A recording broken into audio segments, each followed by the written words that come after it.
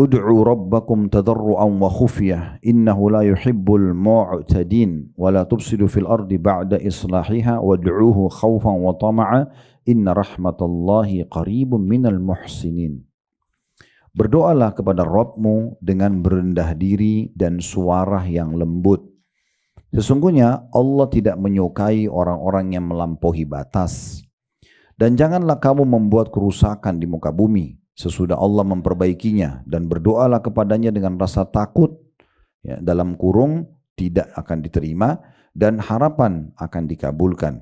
Sesungguhnya rahmat Allah itu amat dekat kepada orang-orang yang berbuat baik. Di ayat ini kita bisa bagi menjadi 5 bagian, ya, faedah daripada ayat Al-Quran.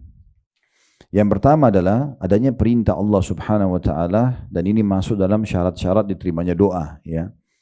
Adanya perintah untuk berdoa kepada Allah Subhanahu wa taala, di situ disebutkan dengan berendah diri dan suara yang lembut, enggak teriak-teriak, gitu ya. Allah Maha dengar. Di sini maksudnya berendah diri adalah ibu menunjukkan rasa butuhnya pada Allah. Ya mirip kalau kita minta sesuatu tadi sama pimpinan perusahaan, kita minta sama seorang pimpinan wilayah, ya presiden atau raja misalnya berkuasa, saya yakin kita akan sangat santun, ya, memohon kepada dia dan khawatir jangan sampai ada tutur kata kita yang salah, akhirnya tidak diterima proposal atau permintaan kita. Itu sama raja manusia. Bagaimana dengan Allah Subhanahu wa taala? Maka harus diikuti dengan berendah diri. Justru kita makin tunduk, makin merendah, ya, kepada Allah Subhanahu wa taala. Termasuk merendah kepada Allah adalah merendah atau tawadhu dengan hamba-hamba yang lain, ya. Jadi jangan ibu merasa, yaudah saya merendah sama Allah, ya Allah mohon-mohon, tapi begitu ketemu sama manusia sombong. Nah itu juga masuk tuh, ya. Berarti dia tidak merendah namanya.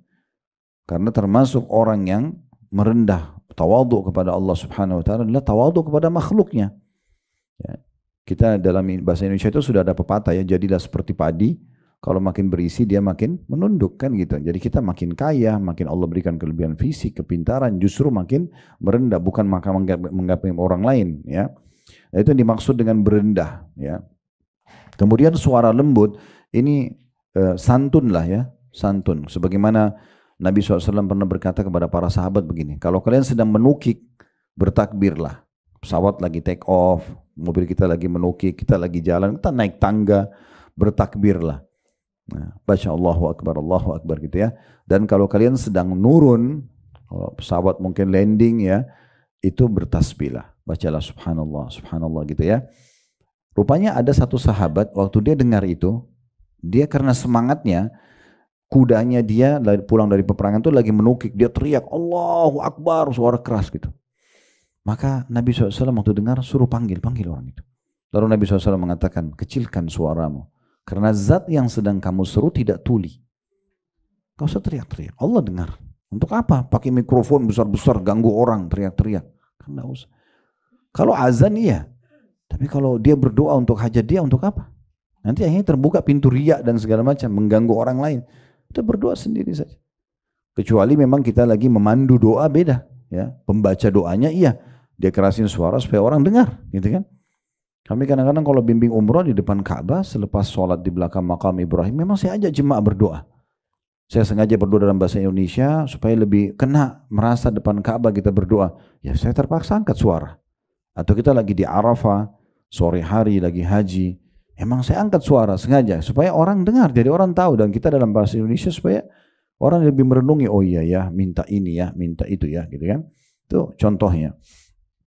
Itu yang pertama. Yang kedua, Allah membenci orang-orang yang melampaui batas.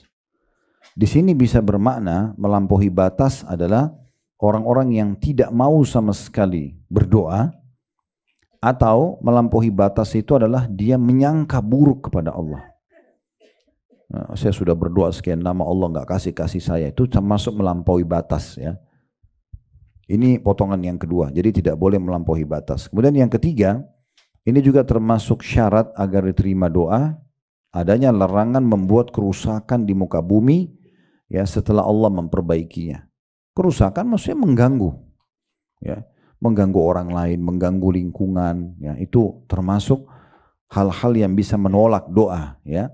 Kalau kita lakukan, banyak orang subhanallah di jalan ganti knalpot kendaraannya, ribut, ganggu orang, gitu. Gak ada manfaatnya, ya. Kadang-kadang saya lihat gitu ada orang pakai motor, knalpotnya ribut banget. Orang lewat di sebelah kita jadi jengkel. Bisa saja orang doakan keburukan. Untuk apa kira-kira? Apa yang mau dibanggakan? Dianggap orang suka, orang tidak ada yang suka. Tapi dia berbangga-bangga hanya mau ganggu orang. Ini termasuk buat kerusakan. Untuk apa? Mengganggu orang gitu ya. Tidak boleh sama sekali kita mengganggu. Termasuk mengganggu tetangga. Ya, mungkin ada orang putar musik besar-besar, ganggu orang lain di sebelah rumahnya misalnya. Atau dia menyombongkan diri atau apa saja. Ini termasuk syarat diterimanya doa, tidak boleh buat kerusakan. Dari hal yang kecil sampai hal yang besar, ya. Makanya Nabi SAW menggambarkan orang mukmin itu ibarat lebah. Kalau dia makan, dia hanya makan yang baik saja. Lebah itu cuma ambil sari bunga, ya. Kalau dia memberi, dia hanya memberi yang terbaik, madu. Dan kalau dia hinggap di sebuah tempat buat sarang, walaupun dahan pohon itu sudah rapuh, tetap tidak mengganggunya, tidak merusaknya. Kan begitu lebah ya. Dan kalau dia diganggu maka sengatannya mematikan. Itu gambaran orang-orang mukmin. Kita kalau tinggal di satu lokasi, berteman sama orang, maka kita hanya mau makan sesuatu yang halal. Kita juga akan memberi balasan yang terbaik, ya. Kita juga tidak akan membuat kerusakan, tidak akan mengganggu lingkungan. Tetapi kalau diganggu bisa saja kita menjawab itu. Ya, karena kezaliman tidak boleh dibiarkan. Ini yang keberapa tadi? Yang ketiga ya. Yang keempat, ini syaratnya ya, yaitu berdoa kepada Allah dengan rasa takut. Ini khauf bahasa Arabnya. Dan maksudnya takut tidak diterima, cemas jangan sampai tidak diterima, itu diikutin itu. Dan juga roja atau harapan dikabulkan.